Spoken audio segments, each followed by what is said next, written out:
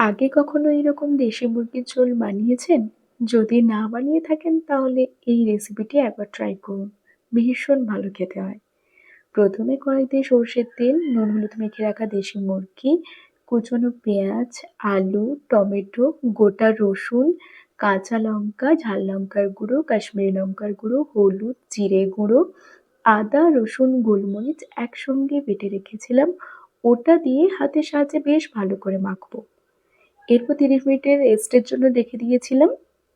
এবার gas on করে কড়াই বসিয়ে হালকা আঁচে বেশ খানিকক্ষণ হতে দেব। নেড়ে চেড়ে জল বেরোলে তখন আবার বেশ ভালো করে কষিয়ে ঢাকনা চাপাবো। এরপর ঠিক মাংস থেকে তেল ছেড়ে এলে পরিমাণ মতো জল দিয়ে কিছুক্ষণ ফুটতে দেব। সবশেষে এলাচ আর দারচিনি বেটে দিয়ে নামিয়ে গরম গরম ভাতে সার্ভ করুন আর আমাকে জানাবেন।